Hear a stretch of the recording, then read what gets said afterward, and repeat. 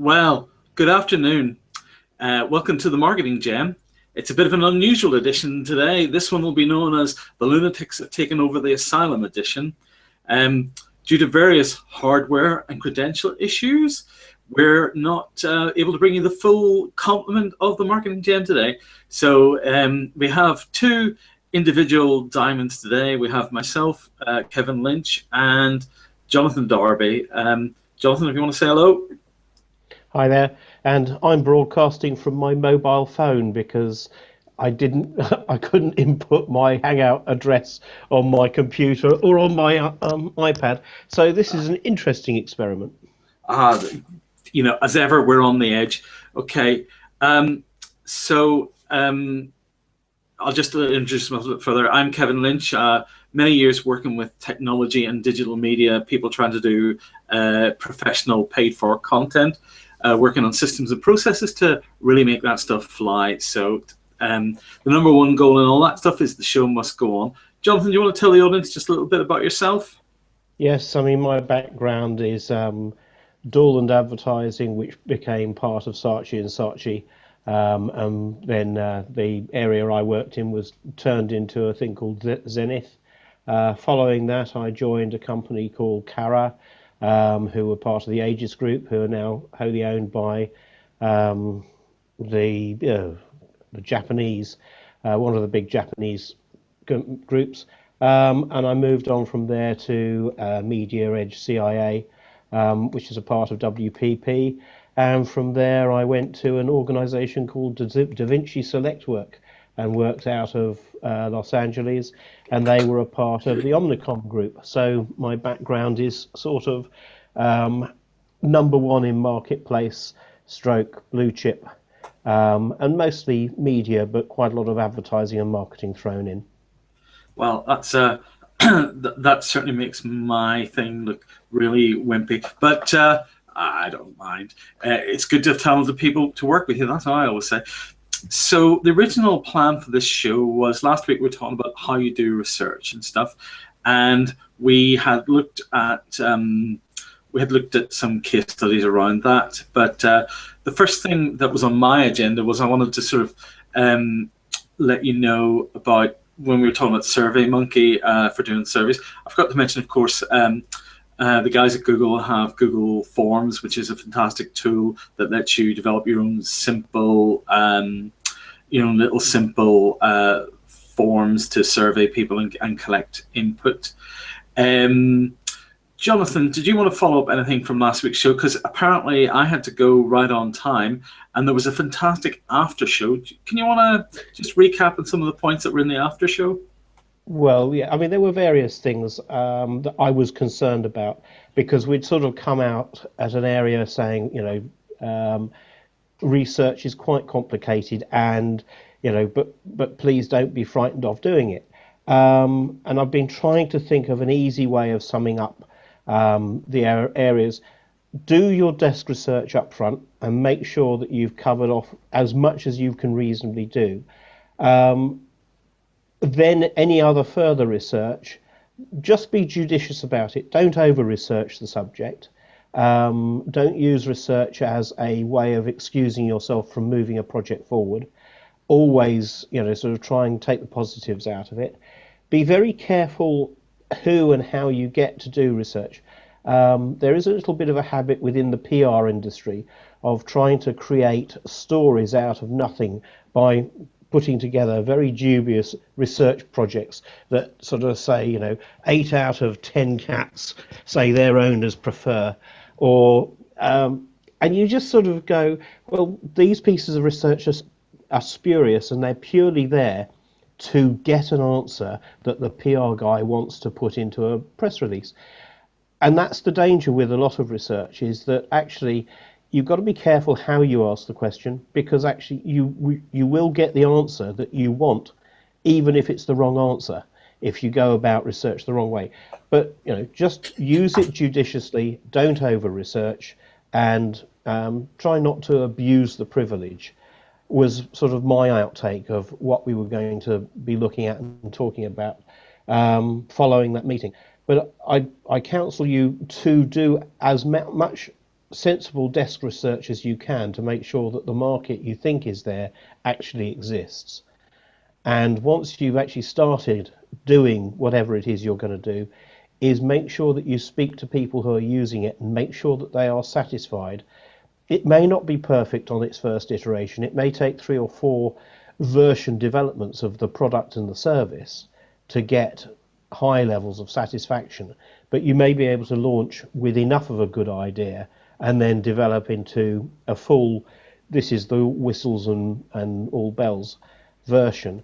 And you Can I do just stop that. you there a second, Jonathan? Okay. Because I just want to recap from the audience, because you jumped across quite a few important ideas. So, do you have many more on your list, or? I don't have a list there, just sort of popping up. Oh, that's even better. So you were talking about, don't do too much research. In my world, we call that analysis paralysis. Yes. It's a 2-word phrase, analysis paralysis, where you're looking for that much information that you don't do the thing that you want to do. So think, am I having analysis paralysis? Then just bloody get on with it. The point about, commissioning research with the answers already implied in the question, when I'm doing research, better to have the wrong answer to the right question than the right answer to the wrong question. And that's the thing. When you're doing your research, when you're planning your research, ask, is this really the right question? If I get an answer to this, is this the thing that's going to enable me to drive this forward? And then, you were talking about research about a market existing. That feeds back to our whole thing of, conduct a marketing audit. You don't have to commission Maury or Gallup to do that stuff for you, but just look at what it's supposed to do, get the big blocks in place, and it'll be good enough. And then, having gone through those steps you've outlined, avoiding analysis paralysis, right questions, reasonable market audit, hopefully you're in a position to make a first move, and you're in a fantastic place to do the market. So I just wanted to recap on what you were saying there, because I thought it was very useful for our audience. Yeah. I mean, and it is, don't allow it to put you off, but use it to your benefit. And, sort of don't allow a need for a bit more research to prevent you moving forward with a project. If you know that you can see the light at the end of the tunnel, continue to pursue it. But as I was saying at the end of my last bit, getting it right is an iterative process. Once the product is there, go and talk to the people who are using it and use their knowledge and their experience to help you make it better for them, so that on your 3rd or 4th attempt, it's really what you set out to have. And then you can start moving on to the next goal, which is getting it better than people's expectations. So that was my sort of summary from last week. And I would just, recap that as iterate and improve. That's, iterate and improve is your guiding mantra here. So, that tells you the clue that your analysis paralysis is getting to be a problem, because we're not iterating. And iterate and improve. And of course, my favorite form of market research is sales figures. Nothing tells about the success of a product by the amount of money people are actually prepared to pay for it. And that's where, asking that, one of the right questions to be asking is, how much would people be prepared to pay for it? And how much people would be prepared to pay for something is different from what they'll tell you, which is why in programs like The Apprentice, they love sending these so-called high-flying business people down to a street market with a bunch of Taiwanese, or well, probably not Taiwanese, but a bunch of Far East umbrellas, and say, sell them for as much as you can get. Yeah, and it is, research will never give you a true indication of what the market value is. In marketing terms, if you take the objective of marketing is to maximize the lifetime value of a product or service, you tend to want to go into the market more highly priced than try and go in too low priced.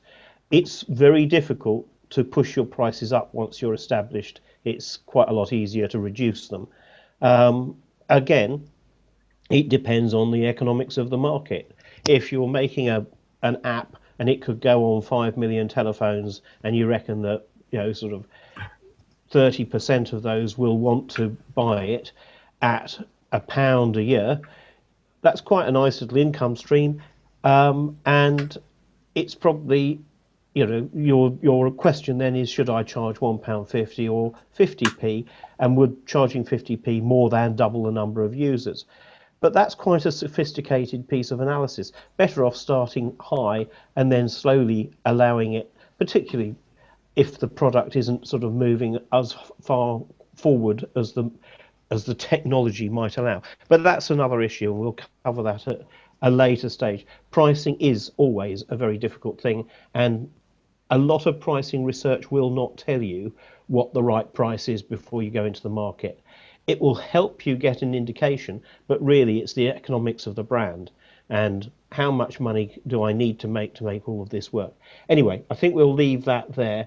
Okay, I think just before we wrap up, I'll just do our little sponsor announcement and say the show is brought to you by Link for Growth, an organisation that nurtures and supports local businesses and communities.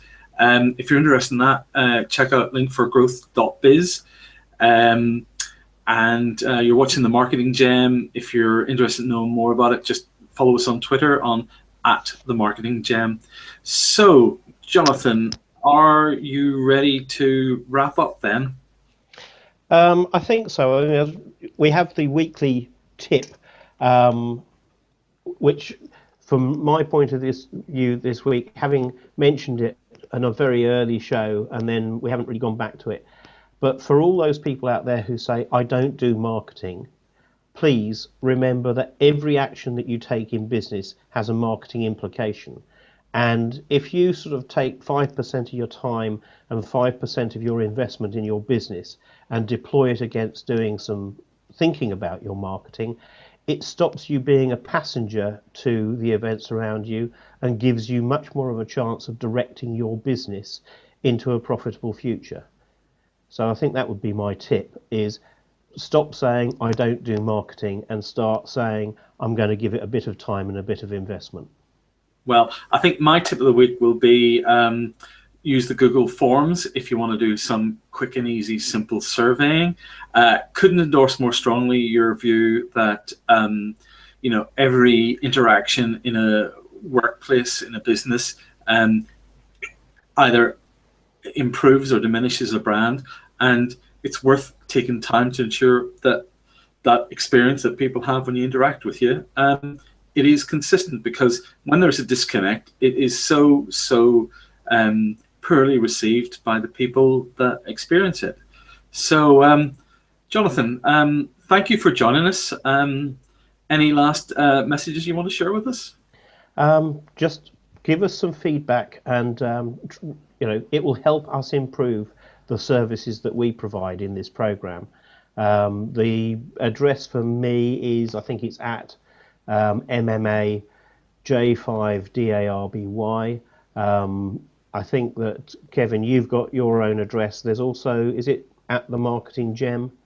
At the Marketing Gem on Twitter. Couldn't be easier. And of course, this week I've got my, because I'm hosting the call, because of the thing, my little Twitter handle there is in every strap, at KLynchK. But I would just encourage people to come to us through at the Marketing Gem. You'll be able to find us there. And so I think with that, I'm just going to say it's been a very short show. Hopefully we've been able to communicate some good, useful information. And next week we should be back with a bang. So I feel next week we're going to have to go to a Star Wars Force Awakens level of production.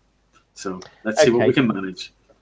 Thanks, Jonathan. All right. And thanks for hosting, and thanks for listening to us. Okay, take care. Thanks, everyone. Bye.